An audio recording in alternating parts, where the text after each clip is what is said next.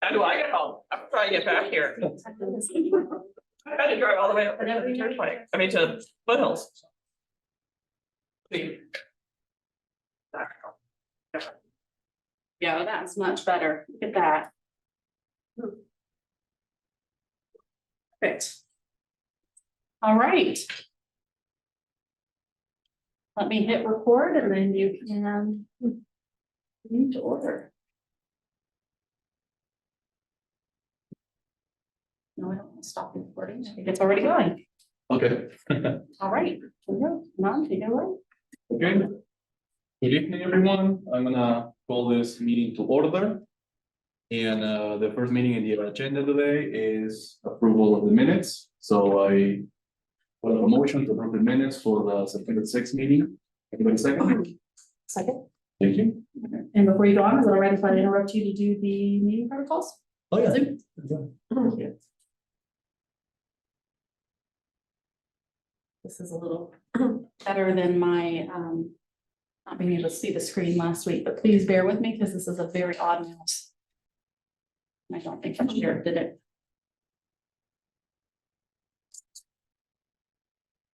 No, they won't switch platforms. I was trying to be, I was gonna be, just I had to figure out how to use Google Meets, and that was whatever their first time.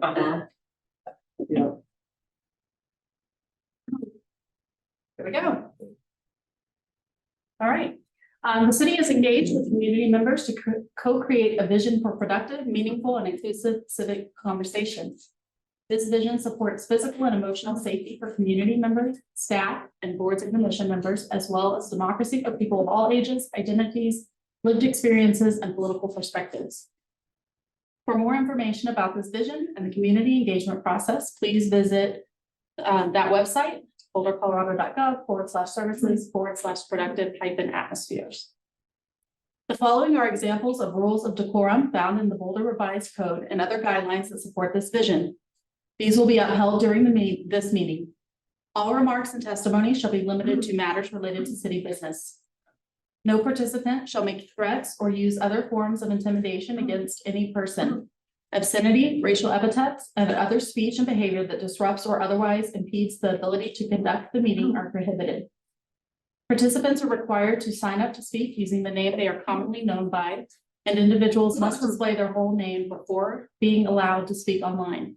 Currently, only audio testimony is permitted online. Because we do not have registration for open and public comment tonight, you can indicate you would like to participate by using the raise hand function. The raise hand button is in the participant box, which can be found in the menu by hovering over the top or the bottom of your screen and then clicking on the participant icon. When the box opens, you will see the raise hand button at the bottom. By clicking that button, you can indicate you would like to participate in open or public comment. If you have joined us by phone, you can press *9 to raise your hand.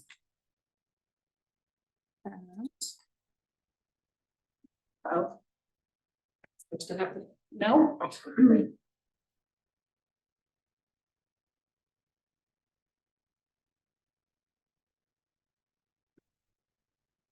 Happened.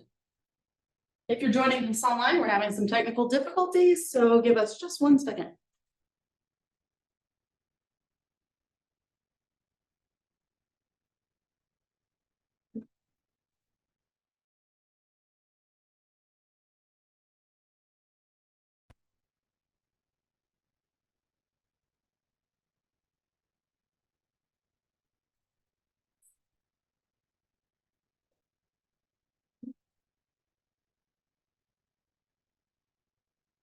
It flip-flopped my screens on me.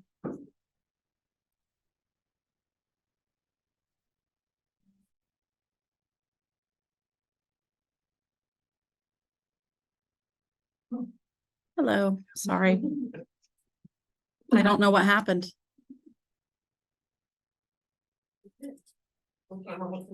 No, yeah, that one.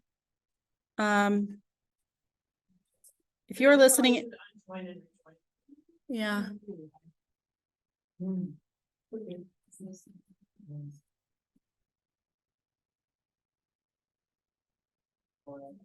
Yes. I'll end it and rejoin.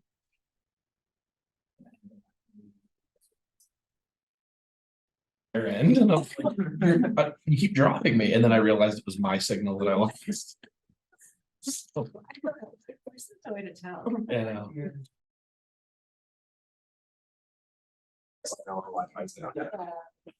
So. Okay, sorry about that. We are back. And it looks like we have one public participant who would like to speak.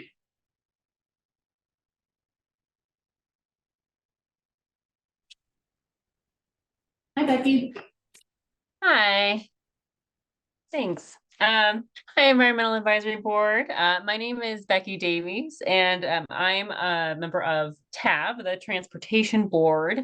And I'm here tonight to introduce myself and also let you know that I'll be reaching out to each of you individually via email regarding an initiative that a collection of board and commission members are pursuing to submit a request to the 2024 City Council. So this is the council that will be elected in November, plus any members continuing their term into 2024.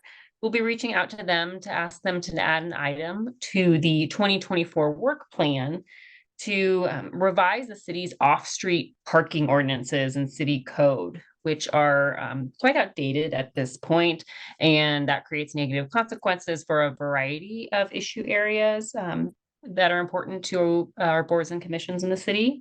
And that includes some pretty serious consequences for regarding environmental impacts of building a lot of off-street parking that sometimes isn't being used.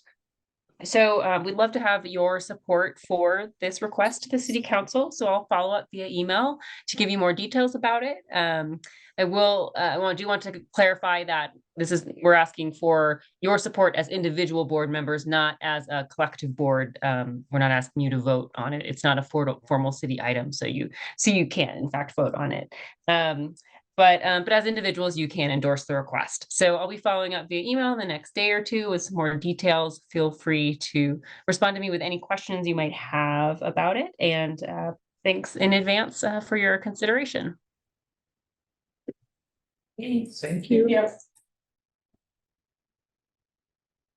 It looks like one more person joined, so we have Adele, and Adele, if you would like to participate in public participation, we'll just need you to use the raise hand feature at the bottom of your screen to indicate that you would like to speak. Or if you're joining by phone, you can also press *9.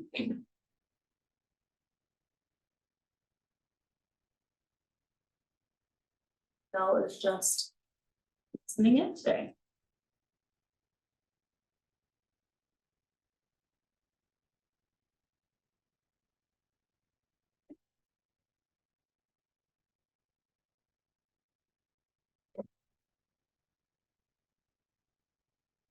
Okay, so let's move on to the next item in the agenda, which is my update about the Boulder Junction Cross Board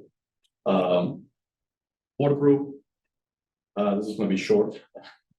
So, basically, back in March, the city decided to put a work group together to discuss the phase 2 development of Boulder Junction. And for that, they got a member from each board to attend these meetings. They sent the email to the wrong address. So by the time they noticed that, the 2 meetings had already happened. Oh, no. So I didn't participate in the meetings, unfortunately. I think to discuss it, like, just like, have you heard anything about this? Yeah. I was like, no, I haven't. Okay. Yeah. So anyway, I met separately with KJ before the proposal went to planning board. And I got a very quick update of this much larger discussion. Basically, and I'll give you a quick update on this because this is all available online as well. In terms of transportation concerns with phase 2 is to improve the walkability and bikeability by making roads pedestrian friendly and incorporating traffic calming measures. Another item of discussion was that Pearl Parkway is a very large road with fast cars.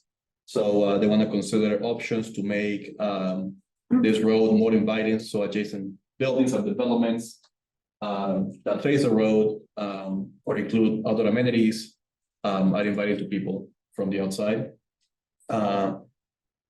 And the western part of Pearl Parkway is not very pedestrian friendly or bike friendly, so improvements are needed. In terms of land use, with the phase 2, I think the part that resonated with me the most is that flexibility in land use is essential, considering certain future items. Boulder is a destination, so land use options should consider why people want to live or work there and maximize those needs, like small businesses, unique housing opportunities, creative indoor and outdoor spaces. And the MUTOD land use was preferred due to its flexibility in residential ground floor usage. And this one, MUTOD, is do you know what the acronym means? It's traffic oriented development. One second, I should have put this in here.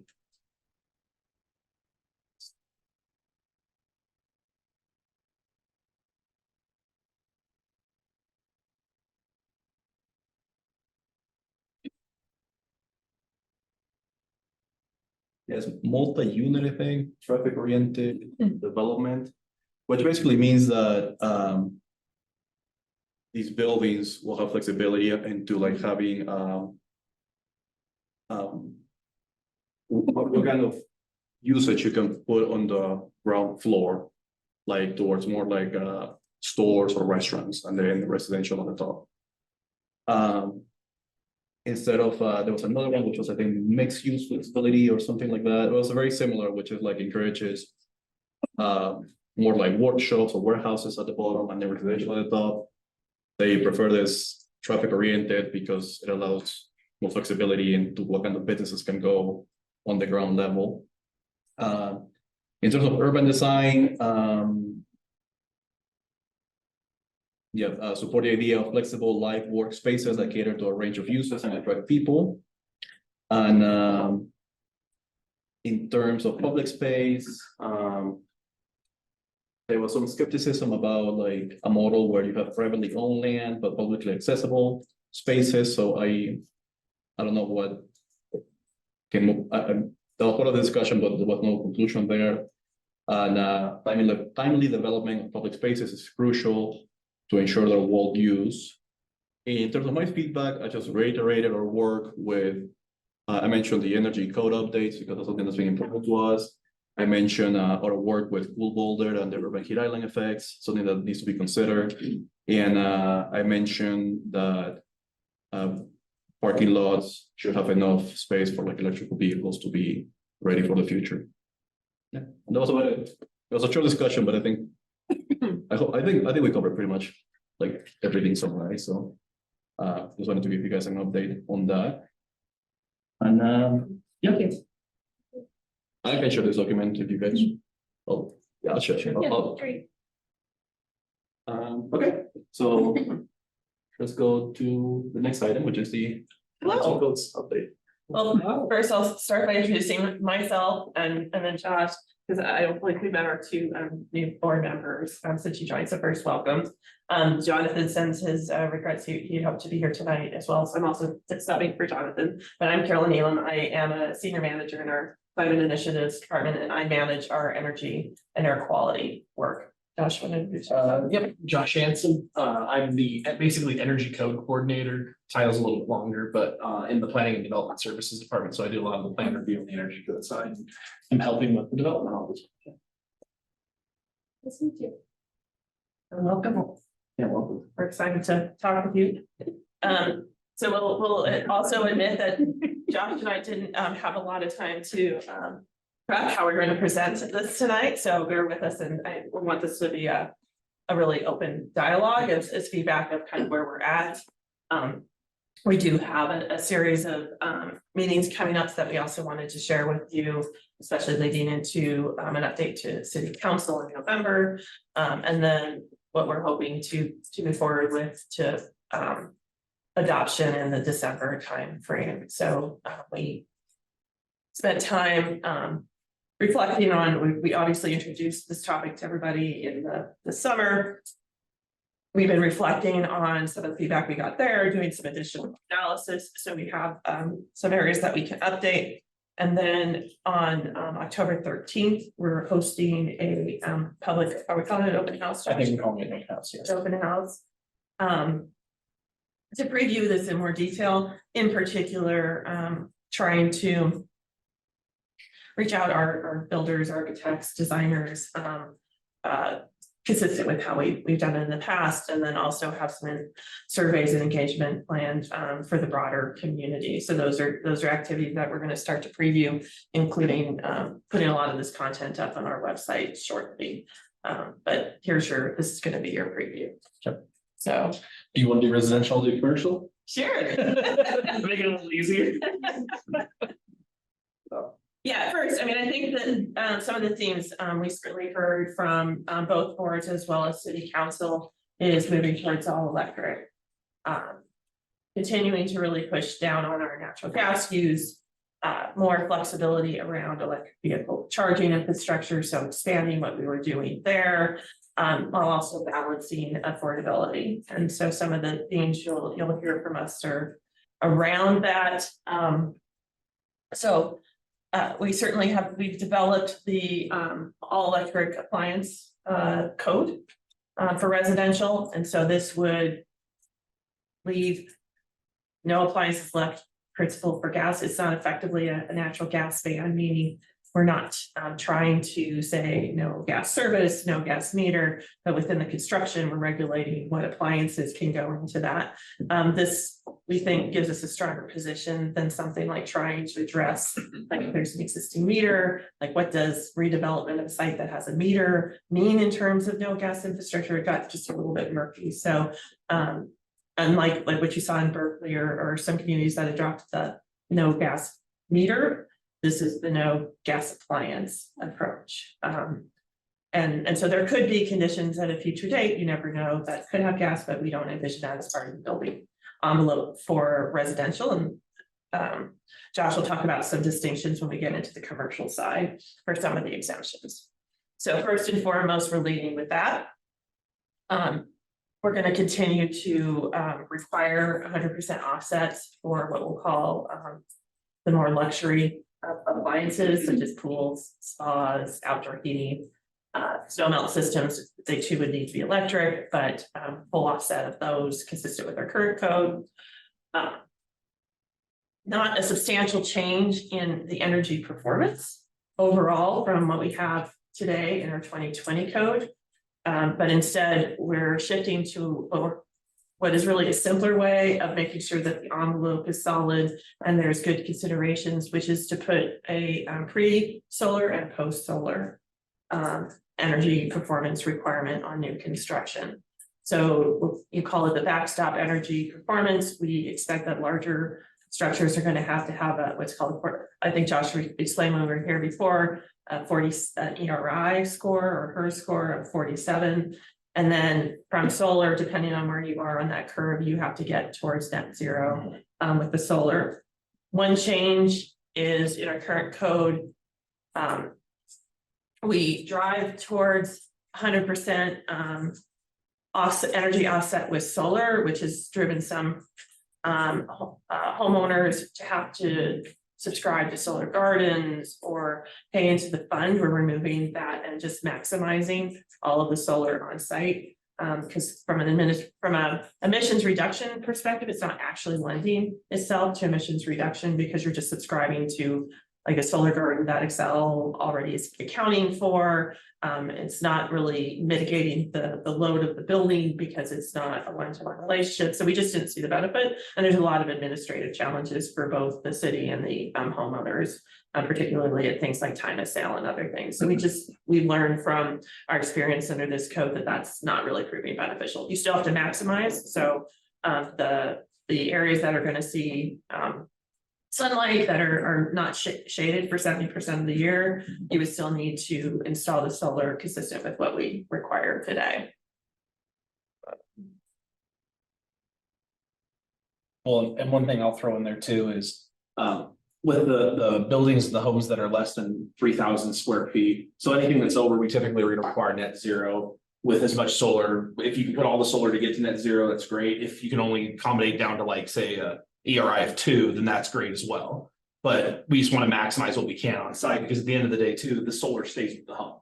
Versus the solar garden, when that home changes hands, do they stick with the same solar garden or does it change? And so that's kind of one of the sticking points that we came to. But with houses that are less than 3,000 square feet, it would have similar requirements to the net zero home. So it would have a pre-solar ERI target and then also a post-solar ERI target, but it's not going to be 0. It'll be like 30 or 40, but like that way we're getting people to start doing solar. So we're still going to have like the solar ready requirements, like you've seen that in our past code and our past previous codes. Those are still going to remain there just because those are actually found in the model state code as well. So there are going to be instances where you have one-off projects that you would have to utilize a solar ready zone.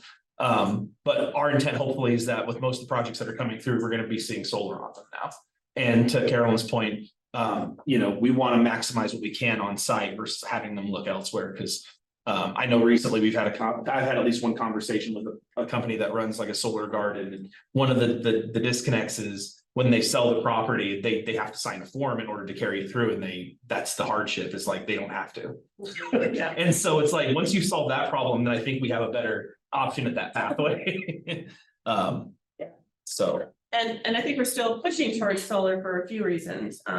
So for one thing, with moving to an all-electric code, we understand, currently with the still artificially low cost of natural gas, despite what it feels like,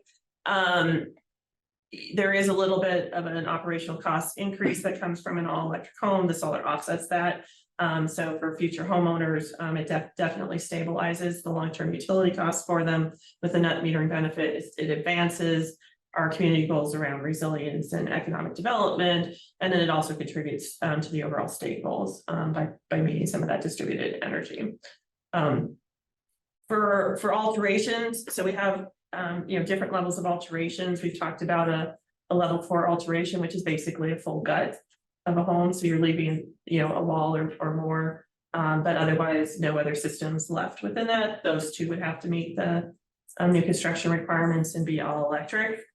I think on the table, and one of the things we'll dive more into conversation around is moving to electric ready for smaller alterations where you're actually replacing the heating equipment or a kitchen appliance. So for example, if you're doing a kitchen renovation, making sure that even if you have like a gas service or the existing stove, we're not necessarily thinking that we should force somebody to go all electric at this juncture, but at least make sure that because they're doing electrical for that kitchen remodel, it's at least ready to be transitioned.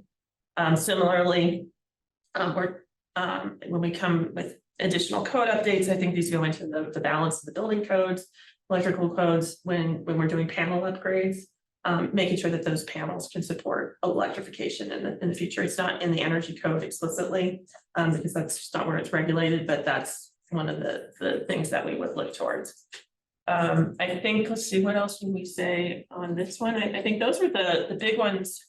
For us, we aren't intending to ratchet down the performance requirements, making them more stringent, because I think with moving to all electric and some of the backstops, we're accomplishing the goals. And so we want to still balance that affordability of construction. What we're seeing is, those all electric homes within that range are not appreciably more expensive, especially recognizing that these all electric homes would be eligible for incentives from our utility through tax credits and other things. And so we actually think that they're going to net a lower cost of construction.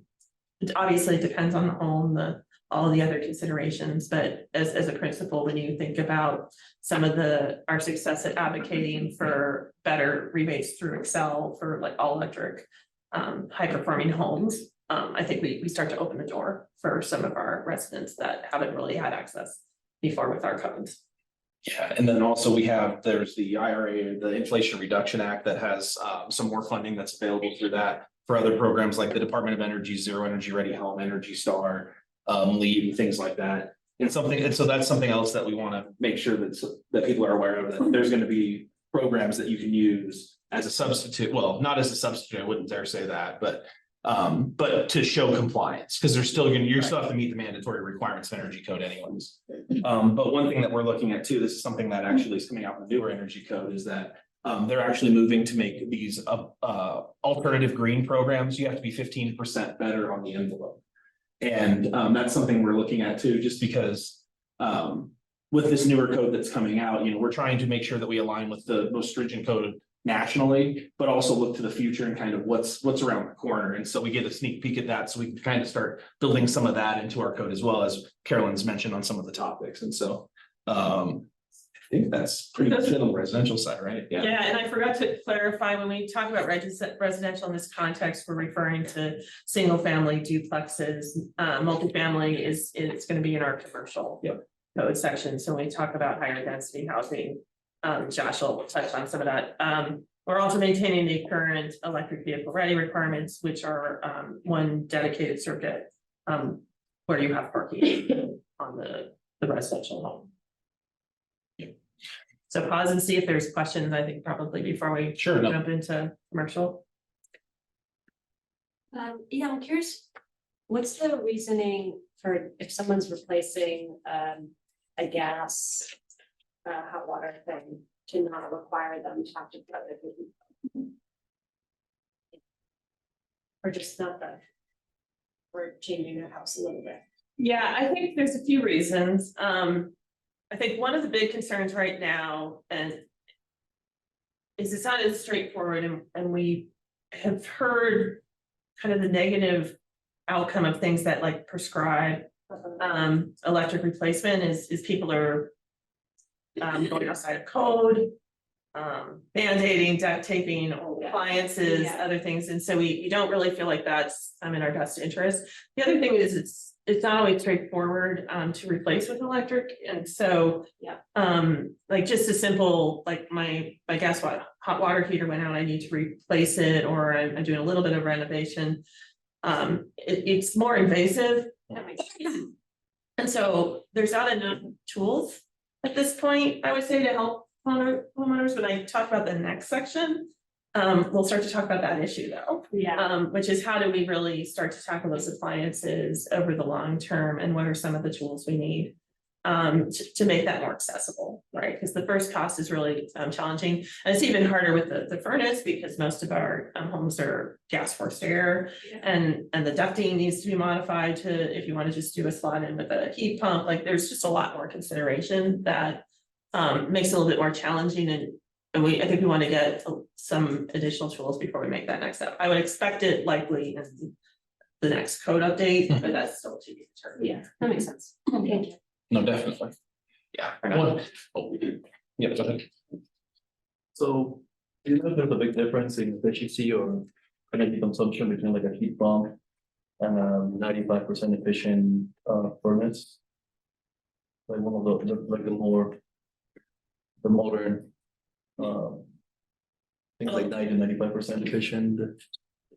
Like, is it a big trade-off there? You're kind of comparing apples to oranges here. That's why we're kind of hesitant on the response, I think, is because the 95% furnace, I mean, your heat pumps are going to have a different metric, and now they've moved over to COP, so coefficient of performance. So basically kind of a measurement of like 1-to-1, like of the input of the energy that gets put into it, how much output do you get on the back end side? Previously, you used to hear like an HSPF, like a heat pump, a performance metric, and those are usually like around 8.5, maybe 9. So the thing too about the furnace too is, and the reason like it's very desirable right now is gas is cheap at the moment.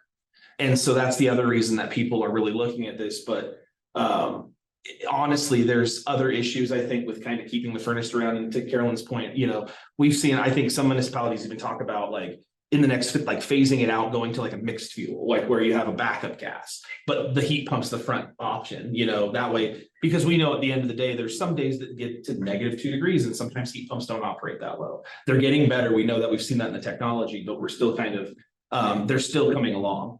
But it's hard to say on the comparison of a 95% furnace to it depends on what we're talking about, like a 4 COP heat pump. I'd say most heat pumps I've seen are probably 2.5 to 3 roughly on the safe range on a COP. But to your point, I could say it's a 3 COP on a 95% furnace, and it's like you don't really have a starting point to kind of measure those two, unfortunately. Right. So yeah. What we do know, and there's been a lot of studies to this based on like Excel's grid mix from 2 years ago, the heat pump contributes less emissions on the electric grid than the high efficiency furnace does, and that's a 98% furnace.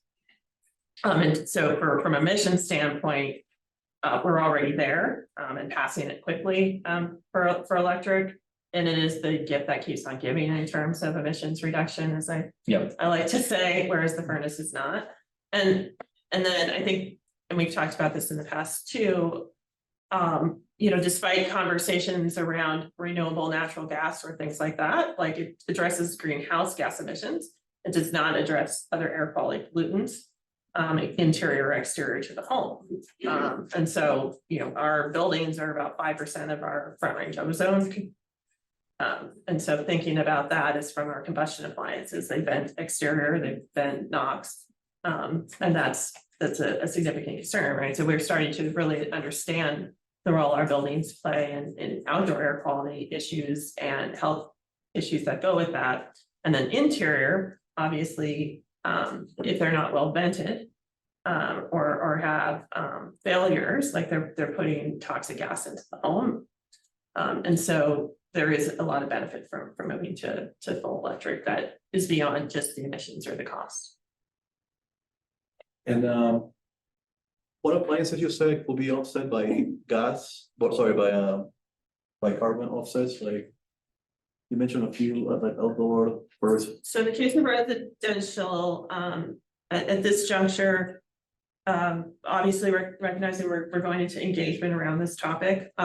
Certainly none of the interior appliances we would expect to be gas. I think the only thing in question is whether there's any exterior allowances. For example, an outdoor fire pit or grill is kind of on the cusp of what matters. I think that would be the only gas instance, but pools and spas, they'd have to be electric and served by an electric pump on the pool, and you need to have enough solar on site to, on an annualized basis, power those the pool or the spa or the outdoor heating or the snow melt system if you're a resident. When we get into commercial, there's a different discussion around that, but that's what it is on the resident, what we expect on the residential side, and that exists today. We went to that in 2020 and it brought us into consistency with the county. They also required 100% offset of those, acknowledging that, again, those are not essential appliances, they're luxury items, and we want to mitigate their impact by making sure that there's on-site contribution to their energy usage. So what will be the impact of having like a gas range inside a kitchen, for example? So under the proposed code, you wouldn't have a gas range in a new construction. So there's no way to offset it with solar. No, Not what we're proposing right now, though. so in a new home, so if you're building a new home, let's break it into those two. If you're building a new home, the range and cooktop would need to be all electric. You would have to have heat pumps. Your backup to your heat pump would be electric resistance if you need it. Many systems don't require electric backup. We certainly see ductless systems work quite well without any kind of backup. Because you have a tight envelope on the home. Your water heater would need to be electric, and your dryer would need to be electric. So the fireplace at this junction would need to be electric. I think that's another one. If it's certainly if it's supplying any heat to the home, it cannot be gas. I think, again, I think council will ultimately make the call on the full electric. If anybody who would put gas in just to have a Gas range or a fireplace. a Yeah. decorative fireplace. I mean, certainly it's an option, but it could be an option, but I don't think so. The outdoor ones, there aren't electric solutions for like a gas out, and a natural gas outdoor grill is, from an environmental perspective, is probably better than charcoal or propane. So I think that one's still on the table for discussion. So how and to what extent is this actually enforced?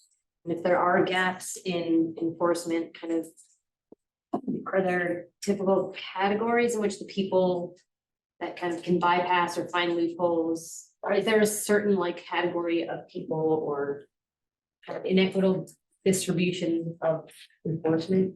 Does that make sense? Yeah, I mean, I would say new construction is always enforced, right? It's you're pulling a permit when you're going through. I would say most in residential, you're gonna see most larger projects pull permit.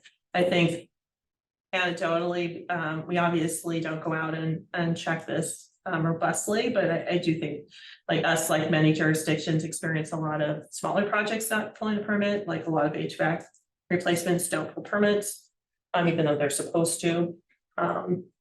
I don't think it's in any intention on homeowners per se. I think that they maybe lack knowledge about that, and their contractors may not be sending them down that path. So it's certainly a conversation about like how do we better educate what's expected is certainly something we flagged from some other recent experiences. So I would say like certainly on the new construction, the larger projects, I think we consistently see those coming through the proper permitting process. It's just kind of the smaller finishes and things like that. Yeah, I was gonna say, if it's permitted and we're aware of it, it's gonna be enforced. That's kind of the key thing. But like to Carolyn's point, it's like we do get small projects that just don't, but then we hear about them after the fact and then those are fun to deal with. But yeah, that's really kind of, we enforce it when we see it, and like I'm usually reviewing a lot of the documentation on the back end, and the thing I see usually is people are doing everything they can to comply, like they're not trying to skirt the system. And so like, most of the time I try to be flexible and work with them on it, but there are some times where it's like the home's built and they just pulled solar like yesterday and they're like, all right, I want my CO. And you're like, well, your home isn't like complying until your solar is installed because that's what meets the energy code. Well, that's going to be in 4 months from now and they want to move in like this month, so it's stuff like that, but it's kind of those disconnects that and some of it I think too is not so much code based, it's processed through the city. And that's why some of those smaller projects, they don't want to bring it in because it's gonna get hung up in review for 2 months, possibly, so. Well, we also have the nuance of a significant portion of our community sits in the flood. And unfortunately, like certain projects will trigger FEMA requirements that are often consequential. And so if I were betting on why, if anything is intentionally not brought forward, it's because it's triggering things like you have to fill in your basement. Yeah. Or you have to completely redo your HVAC because you have to now elevate it outside of the floodplain. Things like that aren't within the city's control. Those are flow down from federal government. So it's a little challenging. And we talk about, the existing buildings is a challenge. Yes. Yeah, so when somebody does a renovation, like I replace I think you mentioned a boiler or a hot water heater that uses natural gas. To replace that is a big enough expense for many homeowners that we talk about being affordable. Well, does your house have another circuit to provide just for that one, like, does it have an electrical circuit as well as, running wiring from a circuit board to that new place could be a whole huge expense that a person's like, I don't even have enough money to pay for, Right. Electric heater, let alone put a new electrical circuit in and the wiring. Yeah, and that's why we're at this juncture, just going at the more invasive projects where you're already redoing. Circuitry, like with a level 4 alteration, right? So we're not I think that's why at this juncture. We wouldn't expect just those kind of projects to have to move to electric. There's certainly been conversation in places like Denver and others that are starting to think about imposing those. You cannot put in a gas appliance again after a certain date. We're certainly reviewing that, but not anticipating that anytime soon. Again, not without a lot of other tools to support it having successful outcomes. But if you're gutting a home, you're redoing the electrical panel, you're running the service, so that's the time to intervene at this point. Sure. Do you inform the public that these kinds of changes are expected in, X amount of time? So be thinking about that if you're a homeowner. I mean, a lot of times it's rentals or whatever. Somebody's living in a mobile home or whatever. Yeah, They're easier to. hold that question for item C. So, yeah, so we can jump in. I mean, any other questions first? Make sure you guys. Check commercial, you can come back to residential. Yeah, so on the commercial side, we're gonna be very similar to residential. So we're gonna push all electric, and so hopefully this isn't kind of a new thing, I would say, because we're seeing more municipalities start to do it around us in general. So hopefully it's not something that's gonna blindside everyone when we propose it. But what we're looking at is something similar to kind of what Crested Butte and what Denver have done, where we're gonna push for all electric space, water heating, cooking. What's the other one I'm missing? Drying, thank you, clothes drying, fireplaces. But there are exceptions on the commercial aspect, like commercial kitchens, because that's one of the key pieces that really they utilize gas. And so that's one that we've noticed. Another one, some industrial type spaces. There are some buildings out there that are going to be like an all metal building that they use like radiant heat because of the size of the building, and maybe what it's used for. Maybe they have doors that are constantly opening and shutting, so it's more of a tempered space. But because of that, that's another space that really would be probably exempt to this, just because there's not really another feasible way to kind of heat that space that we can think of at the moment. So we wanted to allow, give a place for that as one of the exceptions. The third exception we're looking at is for hospitals and laboratories, as well, just because of their uses that they have to provide in terms of any natural gas or fossil fuel. And one other thing I threw on there that I haven't talked to you about yet, but is any emergency equipment like generators. Yeah. Like if we have a large generator that's natural gas, that would be, I think, acceptable under that program. But on the commercial piece, we're really pushing for all electric as well. So let's see. So your typical office building, retail, which is just standard retail, as multifamily for sure. Yeah, big time. Yeah. And then but unlike residential, though, there is a mixed fuel option for these. Like I said, hospitals, laboratories, any other buildings that kind of fall into that exception that are going to be utilizing natural gas, still have to do 100% offset of that natural gas. So that's still one of the through on-site solar is what we're looking at on that one here. Let's see. So those are kind of the big, that's one of the real big pieces for commercial, and we're hoping that we don't see a ton of pushback because this isn't new, as I mentioned. We're seeing more and more municipalities move in this direction. We're also looking at evaluating the EUI targets currently. We're in talks of kind of so EUI is our energy use intensity targets or metrics, similar to like an ERI for residential. And so we currently have 3 paths through energy code for this. We have our model baseline path, which basically you follow guidance. It tells you how to model a building with certain parameters that you're already building. And it gives you a performance target you need to hit. You model your building and you need to be within 20 or 25% of that target, depending on if it's mixed fuel or electric. The other option is our fixed target path, where we have basically, if you guys have looked at our energy code, we've got like 6 options and they're all static targets. You just have to be below those targets. So we're reanalyzing those targets. We may stick with the same targets here. We're really reanalyzing those because one thing that we're considering doing on this is currently our code requires a 5% offset of solar. We're looking to remove that requirement because if we. Just for the. Just for the fixed target, so where you have to hit, like, say, a score of 23. We don't need to tell you you need to do a 5% solar offset, you're gonna have to use solar to get there anyways. So be it 3% or 10%, that's up to your design team to figure that out. Now, when they go in and they have to model it, like I mentioned, against our baseline model, that's where we would require the 5% offset, because we want to make sure that they are doing solar. On the fixed target, because you have just a target to shoot for, you can get there however you want to. And so we know that because of those targets being set as efficient and as stringent as they are, they're gonna have to use solar to get there. When they do the modeled path, there may not be a requirement to use solar. So we wanna push the envelope there and still require at least a 5% offset on that, because at the end of the day, we know that if you're gonna do 5%, you're probably gonna look at adding more solar. That's what we've seen on projects, is that, well, we do 5, we have all this other roof space. Right. Why not utilize it, you know? Do it anyway. Exactly, Might yeah. as well for the rest of our space. Exactly, You exactly. get over that tipping Yep. point of actually having to do the first panel. Yeah, And then yeah. for Earth, then you'll usually see Yeah, more. then it's real quick and they just hit it and go. And so some things too I wanted to mention is, I think, and I don't remember if it was this room, but we did discuss, and I will, was planning on that one. Yeah. So one of the things that we did not have is for on our fixed targets was a target for really large office buildings greater than 50,000 square feet.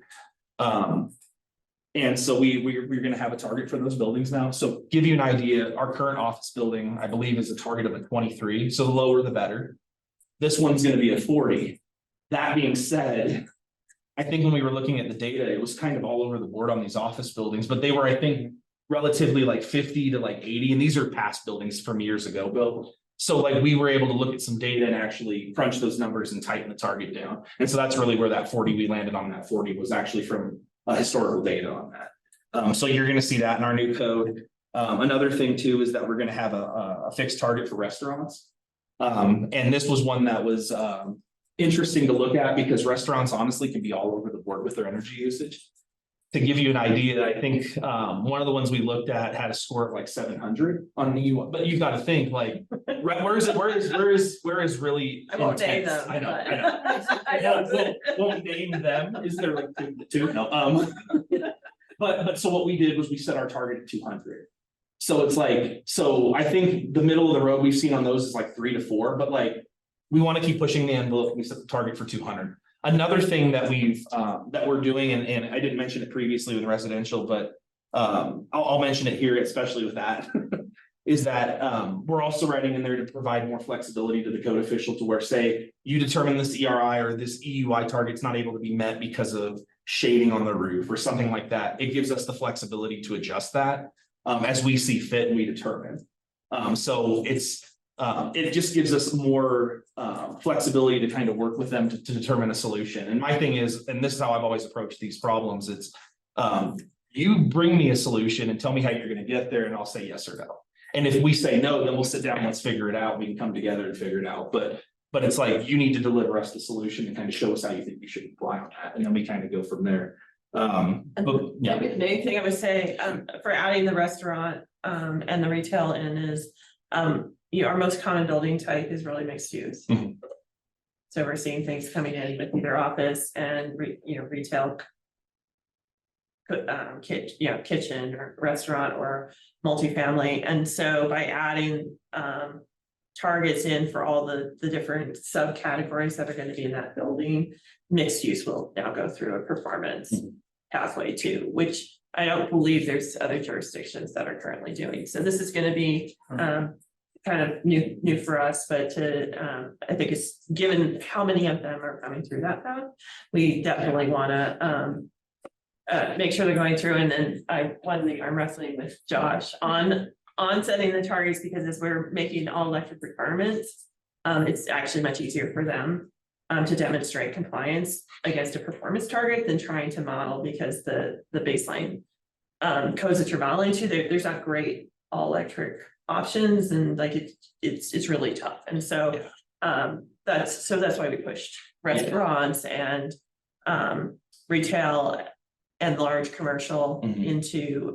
the UI path. Yeah, especially if you look at a mixed use building and say it's all multifamily and they've got a restaurant now that they're putting in there. Now we assign 200 EUI target to that restaurant space. And that's gonna make it a whole lot harder for them to hit that target or more stringent kind of efficiency requirement, basically. So that's kind of one way to look at it too. Yeah, it's, let's see here. So we mentioned those. Rick, you look like you have a question. Oh, yeah, go ahead. So with restaurants, I mean, so the variety of like restaurant, like requirements, so like I work at a fast food place, so we've got 2 fryers. Like a walk-in fridge, a walk-in freezer, several microwaves, a grill, like a fry warmer, and a custard machine, plus like several fridges out on the floor. And then there's restaurants that have like a walk-in fridge and a toaster. And then there's like pizza places, right? So like the requirements of like the equipment requirements to make X type of food are gonna be sort of wildly different. So is there gonna be like sort of modulation on that as well? Right? Is there gonna be sort of the ability to go, okay, so you have like 2 appliances you need to run your restaurant. So your requirement's gonna be a little bit more stringent, whereas like with the pizza place, you need a pizza oven, and that's gonna be a much higher energy requirement. Right? So like, is there the ability to make that modular if there just like is not the capability to meet the requirements for the like required appliances? And I also think you hit at another challenge, so I think this is gonna be a learning process for sure around Okay. this. But in all buildings, we don't know everything you're gonna plug in at the time it goes to permit. And a lot of the things you named aren't necessarily gonna be modeled into it. It's a lot more like what you were describing is a lot more granular than what a lot of the software, I mean, they could get down to that level, but then it's the additional hours to do that. The other thing too, that we have to remember too, is we don't see a ton of restaurants in Boulder. I think that we had 2 or 3 on that chart, I think, and that said, I mean, they were off the chart, but still, but you know, it's that was the reason we wanted to set that target, because we didn't have a target for restaurants. Gotcha. And we saw some of those, and what we were also measuring it against was the EPA's data, and it was recently updated, I think, in the last month or so, but we were looking at our data compared to theirs nationally to see kind of where we were. And it was enlightening, and so that's why you kind of see where we were landing with some of these targets, really.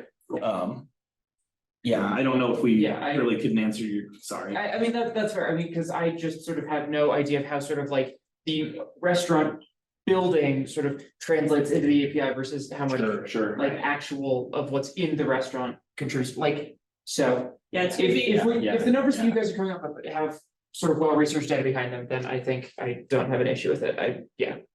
yeah, it's, and it really has a lot to do with, what's gonna show up is like the HVAC you need to, like, you know, if you've got all those fryers, you're gonna need bigger HVAC. Yes, the large walk-in, things like that are gonna be modeled in, the 10, frothing machines or whatever are not.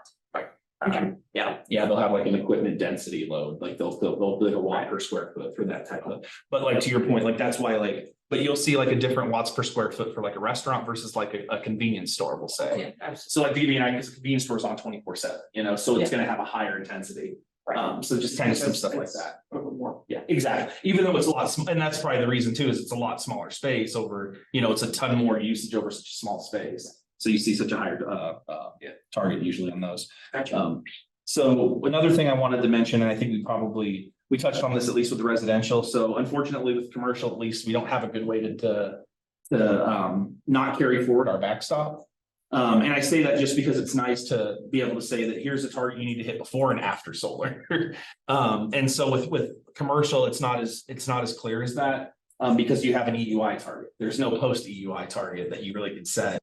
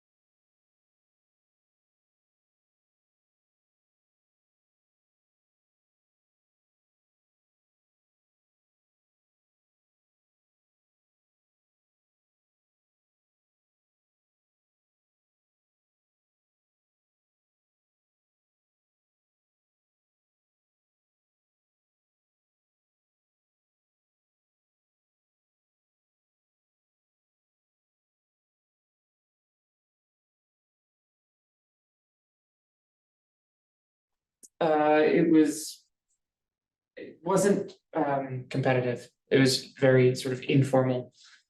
Or broaden our minds kind of debate rather than take your opponent's ass kind of debate. Okay, we're back. If you notice it happening again, let me know. I will. Yeah, literally, I just watched the camera go. So hopefully you stop at right time, right? Yeah, I don't think we missed anything other than you finishing this. But the backstop, yeah, so we talked about the backstop. Let's see, I wanna make sure, okay. We talked about the solar. Yeah, so solar ready, we're just gonna still keep on commercial. More than likely, most commercial projects are gonna have to have solar anyways. But the solar ready requirement, we're gonna keep in there. The other thing too is it helps to satisfy the model state code by keeping it in there. And so to mention some of the other things too with the electric ready, like some of that you may see in this update of this code because of the model state code. So just be aware of that. Like even if we talked about it and we're like, there's a chance of it might make it in there because it's in the model state code, which is required. And I think just like residential, full guts would go to the all electric requirement. Because the electrification of commercial buildings doesn't exactly follow it, like they have so many different types of heating and cooling systems. That there's not this, it's not as obvious like where you put outlets and run conduit. So I think we stick for the smaller alterations, if there's panel upgrades or other things, making sure the space goes in there at this juncture. The running the conduit and putting outlets for future, potentially makes sense in a multifamily property. But not so much in other, but it's still even challenging with multifamily because some are centrally supplied water or heating and cooling, whereas others are individual units, so it gets very complicated. So that's why we're kind of stopping with like the pool credit in the commercial. Yeah, and we have to be careful about. So the other thing too is that the reason kind of we're like dipping our toe into the water a little bit too on this is that upfront cost of the upgrading your panel service to be able to accommodate if you all electric. And so it's like that's why we're like this time around, we're trying to bring everything into code and kind of electrify. And then the next piece will really kind of be more to look at that and make everyone aware of this coming kind of cost that's going to be there.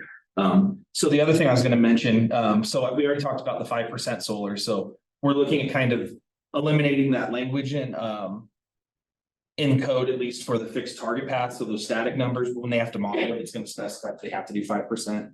And then the next piece I wanted to mention on was the EV. And so we actually have updated our numbers on this.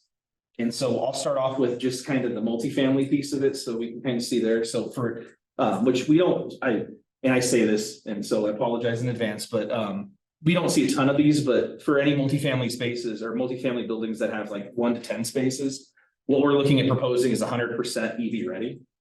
It makes sense. If it's only 10 spaces, why not?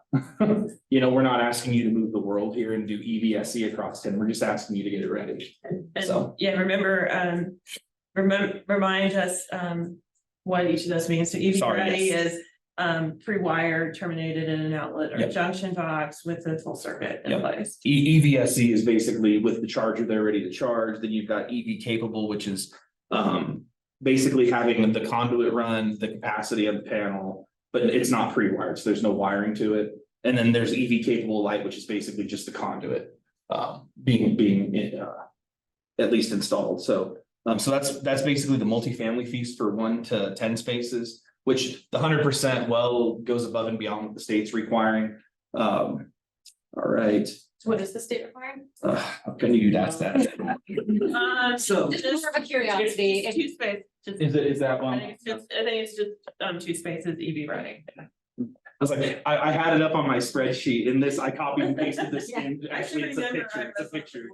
So, but I have everything in red, as you can see. The red items are things that we are excelling in over the state. I just couldn't tell you what the number was. So for anything that's over 10 spaces, and this includes parking garages for multifamily, we were going to require at least 5% spaces to be the EVSE, so to have the charger and ready to go.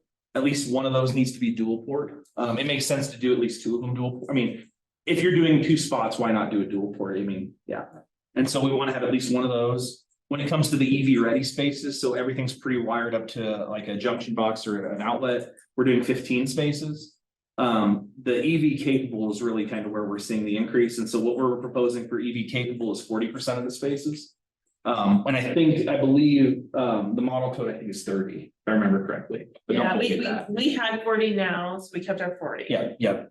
And then on the EV capable light, we did 40 as well. So if you actually add up the 5%, 15, 40, and 40 gets you to 100%. So we're looking to not leave any of the spaces really. We want to at least have something started in these spaces to get EV kind of going for the future. And so that's on the residential portion, or excuse me, on the multifamily side of it. And so. Which multifamily includes like hotels, other living facilities, anything with a sleeping unit in it. And hospitals, are they their own? I think Have their own those are like HRI, yeah. But yeah, multifamily, typically if it's R2 is what I look for, and if it's R2, that's the hard thing is everyone thinks multifamily, well, it's an R occupancy, it's residential, and you're like, it is, but it's not. It's governed under the IBC, like if you look into the National Building Code, it's multifamily is governed under it. So a couple other footnotes that I had on this too is that, let's see, so one thing I would say is too with the parking garages, if they do use a parking garage, they can use it to meet their requirements for the EV requirements, be their EVSE, EV capable numbers and that. Once those are met, the remaining spaces of the parking garage have to be EV capable light. So you have to have conduit at least installed. Like we're gonna start wanting to future-proof these projects. And so that was kind of one of my notes. The other note is if they decide to use a level 3 charger, so like a fast charge like you'd find at a gas station, that would accommodate up to 5 spaces to account for 5 spaces on that. So if they want to use and install more of that, we're more than happy to allow them to do it. We want to encourage it, actually. So on the commercial pieces, this one's a little bit different because unlike unlike multifamily, people aren't living there, right? And so you really you want people to be there, but not encourage them to stay for long periods of time. So kind of like, what's the Walmart aspect, get your stuff. So with 1 to 10 spaces on this, we're looking at doing at least 2 spaces EVSE, so having a charger, which makes sense, right? You have a charger and you have a dual head charger, 2 spaces. 2 spaces are EV ready. And then we're proposing to have the remaining spaces be capable light, to have the conduit installed at least. And so the only thing that really would be above and beyond kind of what the model code is having the remaining spaces be capable light, just because we're trying to think ahead and future-proof things, as I mentioned. If you go greater than 10 spaces, and this includes parking garages for anything that's commercial, we're wanting to do 5% here as well, along for the EVSE with the full charger setup. And it has 1 minimum, 1 dual port. I believe the model code's still at 2 or 3% is what it requires for commercial, for greater than 10%, 10 spaces. So we didn't back off. No, we actually just stated our current requirement at 5%, and it still exceeds where they were at. The next one is we're doing 10% of EV ready spaces, and I think theirs was like 5% or 8%. EV capable, so just having the conduit kind of with the panel capacity and the space that's available. 10 spaces, and then for the EV capable light doing 20 spaces, which I believe they're doing either 10 or 15. So we're looking to excel. Percentage. Yeah, sorry, 20%. So we're really looking to kind of step above where the state is looking to take it, just because we know that that's kind of the direction that we've been told to go, and it makes sense, right? I mean, the things that we're laying out as we're describing it, it makes sense because we're trying to future-proof it. We're not trying to give you an undue burden right now. And it's like, because we know in the future costs should come down on this equipment and be easier for it to install. And yeah, so same notes as previously, you can use the parking garage to facilitate your parking requirements. But say you've got 80 spaces left in the garage that everything's already accounted for, those all have to be EV capable. Or EV capable light, excuse me. Yeah, and the parking space counts are Thank based you. off of Before reductions, zoning. yeah. And they're also based off of zoning requirements before any concessions on reductions. So that was some feedback we got from planning board also that with the parking space reductions that are coming, we might be resulting in less EV charging infrastructure. So calculating it ahead of time. And then I think the only other thing I would comment, we're hesitant to push up on the commercial parking lots. So like, call it a grocery store or like a retail shop. Again, I think those areas are not necessarily well suited for long duration storage and parking. I mean, charging. Whereas residential, you know, you want to charge at home. And then obviously, as Josh mentioned, like in those spaces, we definitely want to encourage like fast chargers as a substitution for a lot of that other infrastructure, because that's really what needs to show up in the commercial spaces. So that's where we landed on that. So I have a question about commercial spaces, but the employees that work there, because a lot of workplaces have charging that employees utilize in order to get to and from home. Right. Especially we know Denver or Boulder, very high cost of living, people who work in some of these supermarkets, what have you, can't afford to live here. They have a fairly long commute back and forth. Say they have an EV vehicle, is there an opportunity or space in which that, and maybe this isn't the space for you guys to kind of have the authority, but is there a space in which that some of these larger commercial areas could offer EV charging for employees that are there for kind of that longer period of time anyway, as opposed to the short-term shoppers? Yeah, I'll share a little bit of the hope, right? So when we first put the requirements in, you'll know they aren't zero for a commercial building. So we're a percentage of spaces have to be supplied by EVSE or by charging equipment. You'll have chargers, a minimum of one, but usually, you know, you're seeing, 2 to 4 on kind of an average lot, plus the infrastructure to build out, with the idea that hopefully they make those spaces available to their employees. It's really hard for us, again, I think as you alluded to regulate, they have to, and then even more concerned, you know, it's like, what's the model that they use to provide that service, but we're at least trying to get enough infrastructure in there, so they at least have to consider what it means for their employees. So that's the philosophy behind where we landed originally. Whereas like on multifamily, we know we need to go farther. But it's still, I mean, I think not in building code, but in our other lives, outside of building codes, is really trying to work with more practitioners on like what are viable models. Because just because we put all the conduit and pre-wired spaces and everything in there doesn't mean that they turn the circuit breaker on for you to use the charging. Like that becomes like, how do they recover the cost? How does that work with your HOA? All of that is still a big issue. And so we definitely need to spend a lot of time trying to, work with them on some best practices, do a lot more outreach.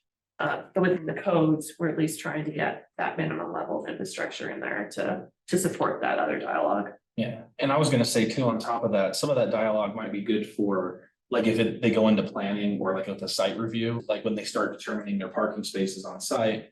That's something that I'm pushing for too, is when they do the site review, they talk about the EV spaces as well, so that we know when it comes into review, how many EV spaces they're doing across 400 space parking lot. Yeah, it's very, we want to make sure that, at least right now, we're trying to be as thoughtful as possible when it comes to this. And that's why, like the EV capable light is a new term that's kind of come to light that Director Chor came up with. Yeah, and so, and that's why we're seeing it like with the multifamily, we want to require it for any spaces that they're not going to be doing like anything EV otherwise. Just because a lot of those are going to be precast, they're built off site, why not already just have the infrastructure in it for PV or for EV? You can have PV too, just put on the roof, but yeah, so. But yeah, it's a hard one when it comes to the EV because at the end of the day, they would build it and they would put the EV in as required, and whether it's to be a first come, first serve type of deal. So unfortunately. What's the timeline now? Like, when did you present to council your updates? It's Is it November 9th? So the 9th is our study session with council. We're scheduled to have. The first reading, I think, is in the 21st of December. So the study session, are they gonna could they propose more changes or just gonna? Yeah, they could. They could propose more changes. And you, after that, About a month, about 45 days to the next. to the energy code, okay, so. Are you guys are preparing a memo for council right now? We will be, well, Yes, for that study. yes. Okay, so just to give us a track, guys. Usually the way this works is, they're gonna summarize our feedback to council, because we're an advisory board to council. So now, I think like before we wrap this conversation, we still need to look about the item C, right, like the building. Yeah. Okay, so if you have any feedback to council, like things that you like about this update, things that you didn't like, things that you would like to change, go further, whatever. I will say like, say it now. That way it can be included in the memo, like the board said this, the board has these concerns, the board really like this part. So they also can read it and, take it or leave it. But when we're advising them, so, yeah, before we wrap this section, I will say like, let's get 5 minutes for any feedback you may have that you would like to include in the memo as part of the board that, the council work. Anything? Love it. Well, I was gonna say, or what I could do is I leave my email and you guys can shoot us messages if you think of something that would, I mean, if that's not breaking protocol.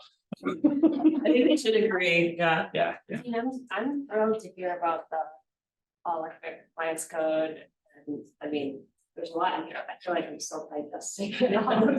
We are too. Thrilled about it, Mhm. so, thank you. I have a general question about, and so you, other board members as well, is how much modeling has the city done in regards to moving to an all-electric, cars and, the EVs and all-electric appliances, and like how much, not only solar does Boulder need to have, but also the impact of all of the solar and the mining of resources for that, like what impact has been made? Or what has the impact, what are we taking out, That's a very big question. I'll take some swipes at it. Yeah. So first. So we certainly understood, like we know a lot about our current usage and what that means in terms of emissions. What is allocated to, so with all of our greenhouse gas emissions accounting, so we kind of understand what our baseline is. And what shifts to that baseline happen as we transition towards all electric. We've worked with Excel to model what that means in terms of potential load growth around both our EV adoption and our building electrification goals, as well as some of our solar. And so we do have that available. I can certainly send it around, Heather. It's in our work overview document, if you can remind me to share that with the board, that shows some of that forecast of what it means in terms of increased electricity use, decreased gas use, so we can understand from that some of the infrastructure requirements. There's certainly studies out there in terms of life cycle effects of things like producing solar panels, batteries, etc. We haven't personally modeled it on the city's goals. We certainly follow that science and track, kind of what the net effect is in terms of total life cycle. And to help inform decisions, but we haven't, like said, if Boulder hits its 175 megawatts of local generation goal, that equates to this much in terms of life cycle emissions. We haven't taken it to that extent. What we track is more the net benefit versus penalty of some of those decisions, just generally. I mean, meaning like we understand that over its lifetime, the embodied emissions in a solar panel is this number, and you can offset this much. I think the future of solar is an important question, because we certainly are already in a high curtailment area in the state already, where we are, like where Excel is today. They're already starting to curtail because of not having load necessarily matched. There's lots more that needs to happen. I guess when we talk about building codes, though, it's also I think really important to remember that this is such a very small fraction of our building stock.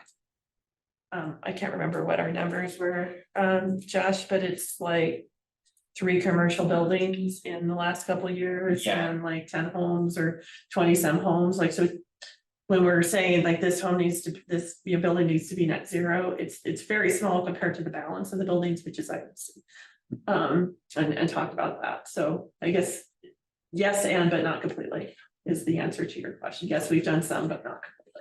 Well, and I'll throw out there too, we're working with the consultant we're working with too, is we're across the country in California, Washington, New York. They're actually working with a lot of those municipalities on the code updates.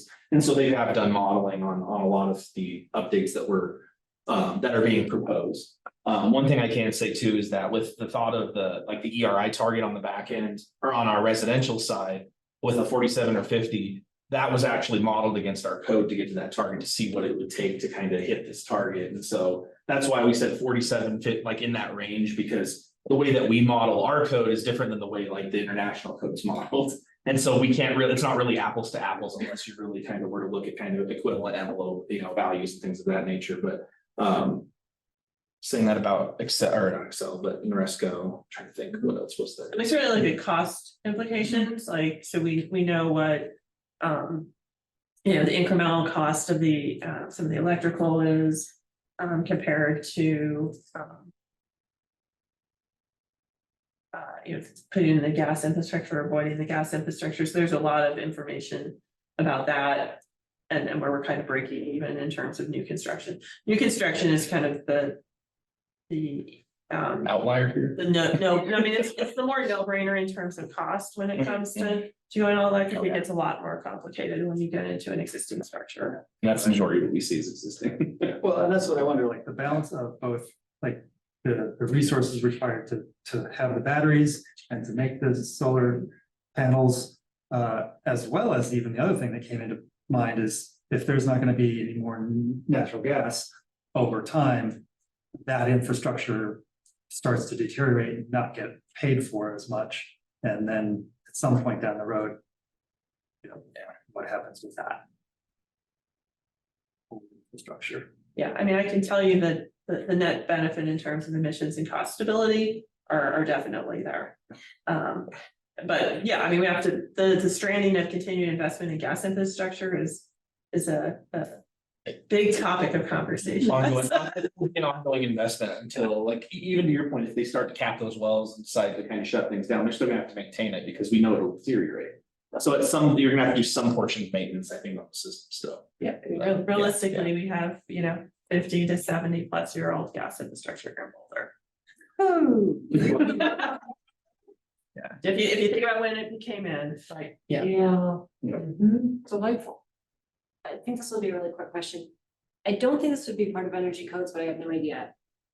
Using housing appliances as storage, would that fit into your realm, like if you're Ford F1 Lightning or your induction stove storing?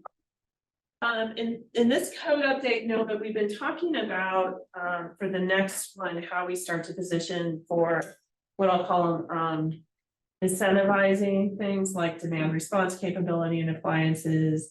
If buildings are including storage that is able to provide grid services, like, maybe there's a point system or other thing that can help encourage that. We weren't quite ready to do it with this code update, just from a resourcing perspective. They could do it, Yeah. it's just not required. Well, Right. yeah. Mhm. And I mean, we literally yesterday, we got the update back, at least in the hands for the residential code. And I know that we've talked about looking at doing, so the international code and some of the other municipalities, you'll see there's a chapter 406, which is additional requirements. And so it's like credit section.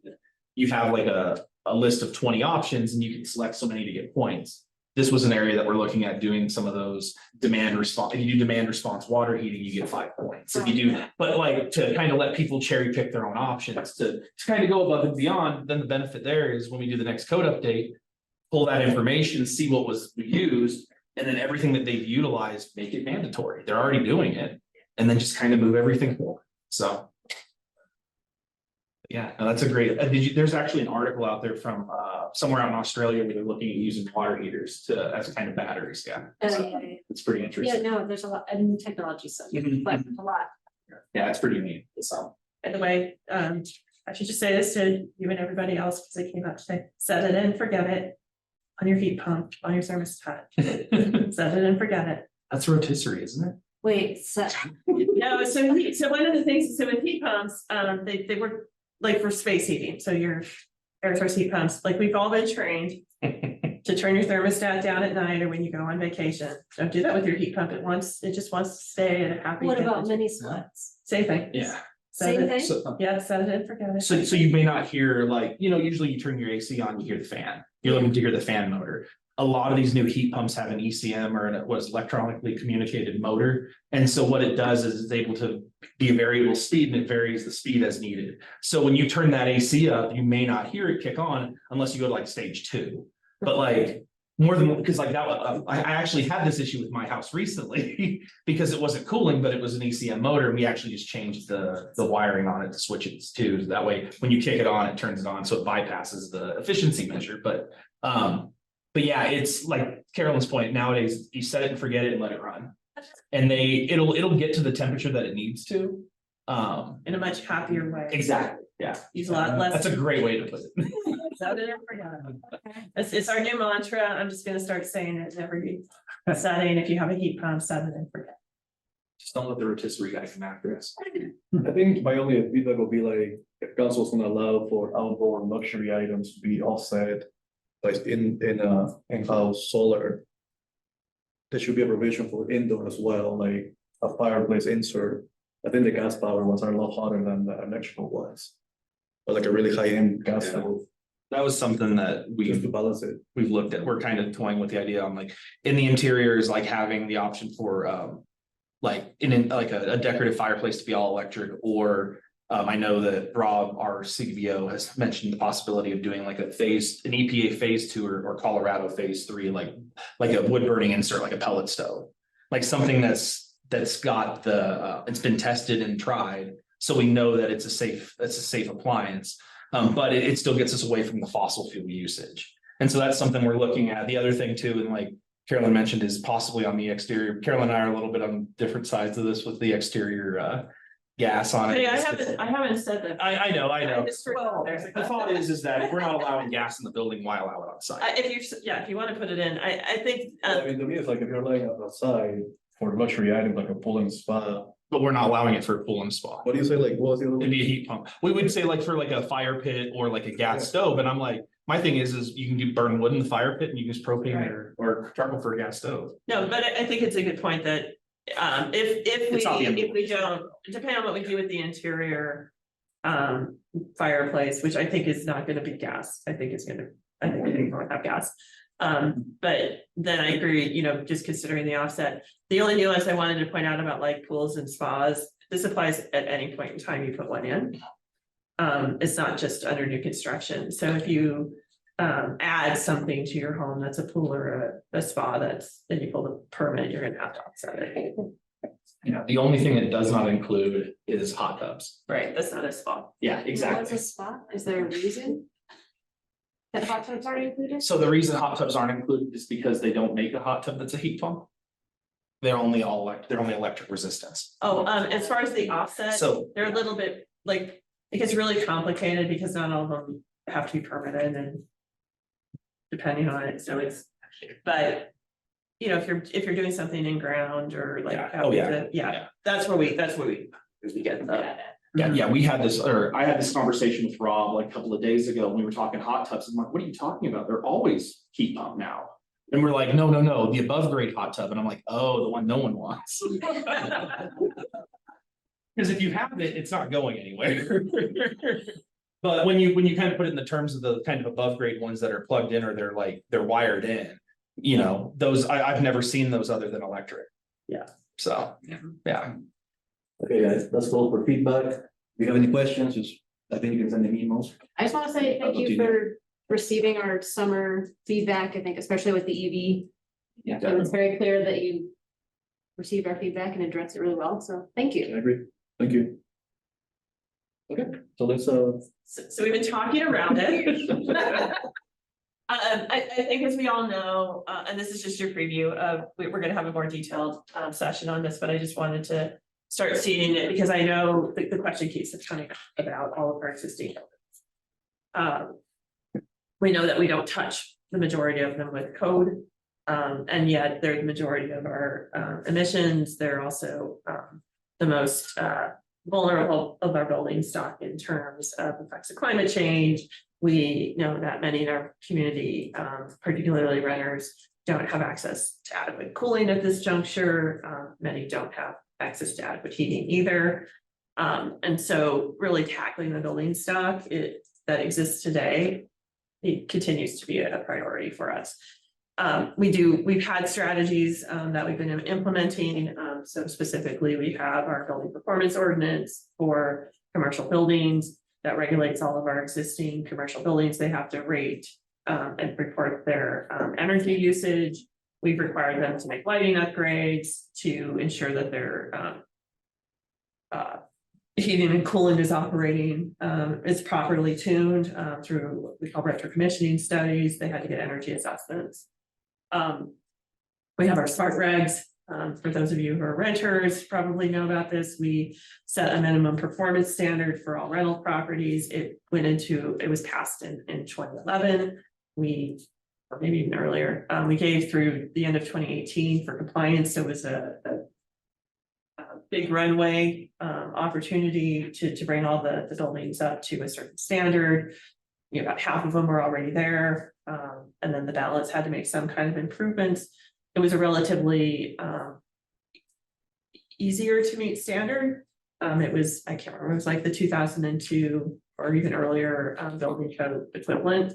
But it definitely addressed some of that equity, and we were able to do that because of our rental licensing program. We're still at right around 50% of all residential housing units in Boulder are rentals, and so they're part of that. So those have been some of our strategies in the past. We've obviously been offering advising services and other voluntary programs, but we need to move into the next phase. We need to start thinking about how we phase out those gas appliances over time. Because as we said, we've been talking about, like, we have very aged infrastructure. As people start to voluntarily attrit off the gas system, the people who are left have to bear the cost of that. That's concerning. We know that we can't address our air quality goals, our emission reduction goals, or our social resiliency goals being dependent on natural gas, which is polluter and also highly volatile cost. We saw the effects of it over the last couple of years, where people were seeing double, triple their utility bills without any opportunity to plan for that, because it happens based on commodity prices. Like, there's all these reasons we have to get off the gas system. So how do we help the community move forward? We've been spending some time working on, starting to build up some of the tools. We've got some amazing federal programs coming online. We're hoping to offer things like, we're working with the state right now to continue to build out financing mechanisms that are going to be a little bit more accessible. As those start to mature, we expect to start to more aggressively go after our existing buildings. And so in 2024, this is going to be a staff work plan priority. We're already starting it right now, trying to get ready to go out and do an updated building stock analysis and some policy assessments. But in 2024, we expect to do a lot of community engagement and outreach around updates to our overall strategy, the nature of our voluntary programs, as well as our big regulatory arms, which is smart regs and the building performance ordinance. Generally speaking, we expect to start to use those to maybe take a tactic. So I'll use smart regs as a potential example. And obviously this is going to be a topic of engagement and discussion, but starting to prescribe the end of lifetime replacement of those appliances and coupling it with financial support so that those costs don't have to be borne by the renters. So working with landlords, here's rebates you can access, here's a tariff on-bill financing solution to cover the balance of the cost. It's spread over 20 years. Because you've done insulation, air sealing, it's going to lower the tenant cost. Like, we need to put that package together, at which point we can start to prescribe some retirement of appliances, which could include things like Josh mentioned, like maybe it's not eliminating the furnace completely, but ensuring that there's cooling And that cooling is provided by a heat pump that could provide the primary source of heat as well. Because we do know too many in our community currently don't have access to cooling and are going to need it. And so that's the strategy we're going to be talking about. I wanted to start to see that thought. And if you're like, well, what's the city doing about that? No, it's wholly on our radar. And we've been actually spending years trying to lay some of the groundwork for that. And 2024 is going to be the big ramp up of conversation. We'll be doing some study sessions, community outreach, working with landlords. On the building performance side, the commercial buildings, same kind of thing. Our over 50,000 are now subject to the state's building performance standard. We expect to expand on that to concept to some of our smaller buildings and then make sure that they're set up to make the best choices in terms of how to meet that. I think what you said is really interesting. I think it's really good, like, like renters. A lot of them don't have cooling, and I mean, they need it now, they're gonna need it more in the future. It really resonated with me, like, I've been to my neighbor's house, like, they rent, and it's so hot. Yeah, it's pretty bad. I mean, I lived in an apartment when I didn't have AC, and it was like, oh, I remember, like, I know it years ago, and that was quite hot, so. Yeah. Yeah, it's pretty bad. Yeah, we do not, as a longtime Colorado resident, the density has made it so that we don't cool off at night anymore. And we're used to be able to open your windows and expect your home to cool off, and so you just had a few hours of discomfort. That doesn't happen anymore. And then you take the elevated temperature on top of that, the rising extremes. Yeah, we can, like, 10 years ago, maybe half of Boulder had cooling. That number is just not going to be able to hold. And that's a huge challenge, right? Because as we add cooling, there's going to be rising costs for energy. And we need to plan for that as well. And so we need to have a pretty robust strategy around that, especially from an equity perspective. Does that include conversations of like grid infrastructure, or is it more city-specific demographics and inequity? Yes. But yeah, I mean, as we know, we certainly have areas of our community that have been less well served. And we have some tools. We're partnering with like solar garden providers to expand solar garden subscriptions for our lower income households to offset some of those utility costs. Like, that's one of the tools that we're bringing to the table. There's certainly going to be infrastructure implications of transitioning our buildings, and so we definitely need to work for partnership with Excel to plan for that and make those investments. Josh's boss today spoke at the Utility Commission about the importance of some of these issues as well, making sure that we're ready in the infrastructure for electrification and solar adoption. So Brad, that will first. No, it's Edward. Oh, Edward, okay. Yeah. I know, I thought you said Brad, and I was like, Brad did that. Edward did it. I didn't get to listen yet, but I did it. Well, and I don't know if you guys are aware of this. I was kind of mind blown a couple of years back when we moved to Colorado the first time. You can buy a new build with no air conditioning. You can. See, exactly. Yeah. You can buy it. Yeah. I mean, because at the end of the day, it comes down to the bottom line, right? It's like, you can build this house for $400,000. Oh, you want air conditioning? It's $430,000. But it's a way for people to kind of be more aggressive with the market, because it's like, well, I can get your price cheaper, but you're going to lose out on this. I was amazed when they didn't do air conditioning still. I mean, but that said, we're also in more temperate climate. That said, if you're here, to Carolyn's point, maybe not so much because of the heat island effect too in town. So, yeah. A lot of our older multifamily properties in particular, still rely on either window units or no cooling. Or we have a lot of buildings that have evaporative cooling that's losing its effectiveness for the same, rising humidity, rising temperatures, and then we're just not getting the day to evening temperature differentials that we historically had. And so, that's why schools are struggling. I think you've heard, like, a lot of them, if they do have cooling, it's just not effective anymore. And yeah, I could just tell you experienced that recently. And we saw Denver had to close schools Wow. this year when it was hot. If I weren't nearly that bad, they were just unpleasant. Right, I mean, I think I think many of ours have evaporative cooling, but not designed for like the full building, Yeah. like full occupied state cooling in. No, In a 100 lot of the plus college degrees. classes I was taking were in rooms that were just. Like no ceiling fan, Well, windows that couldn't open, right, like. And those evaporative coolers, you don't want them to operate at those levels. Because they're just gonna pump more humid air and you're like, no, just turn them off. You're gonna be better off. Right, so the So- the state of how our buildings are today just isn't gonna support us from a resiliency perspective, and so that's really the emphasis.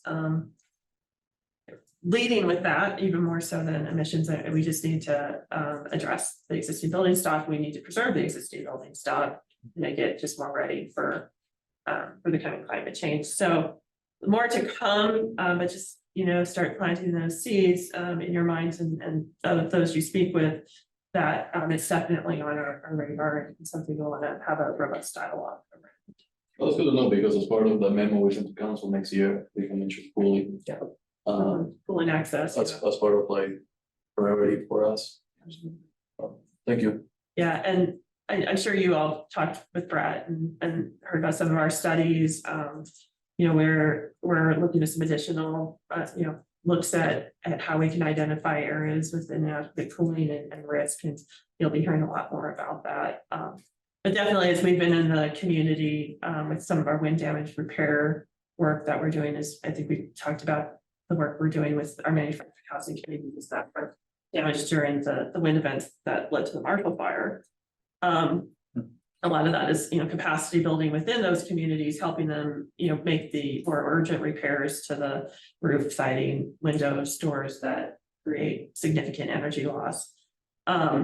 It's also growing our understanding and relationship within those communities to understand, what they do have access to or not. And, we're certainly finding many that don't have working heating and cooling going into this winter. There's a lot of concern around that.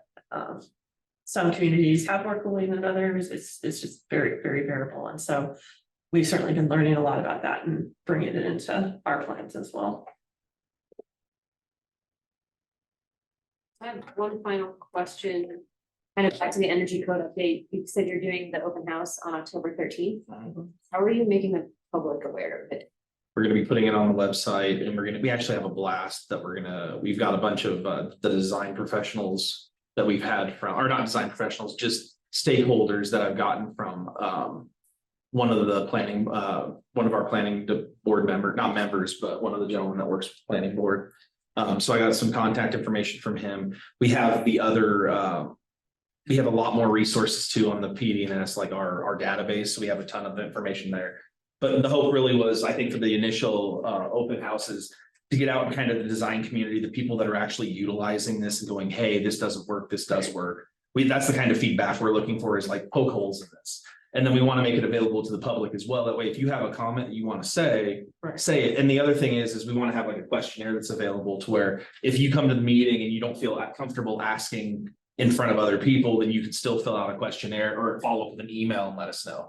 But my hope is like, if you come in and ask a question, at least we can do is answer it. That's my hope, is to have no one's, no questions at least unanswered. Whether or not it's what they want to hear, it's a different story, but like, it's like that's between you and kind of how you feel about that, but Yeah, the open house is, it's definitely more targeted to people who use the code. And I think, our engagement team will be like, I think we're doing it through Behold or Boulder. I think so. To do some surveying and introduction to more of the aspects of the code. I mean, building codes are such a technical thing. It's really tough. And it's not really accessible to people, I think. And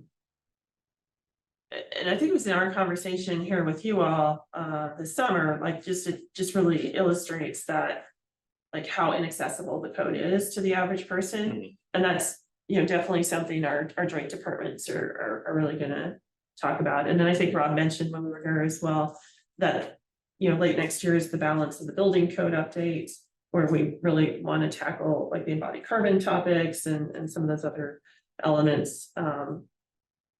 We'll be seeing updates to, for example, refrigerants, within the next code update. And you know, some other things, and so as we think about that, rolling that one out as well. Like, how can we start to make codes a little bit more accessible? So does that include like different types of names or something?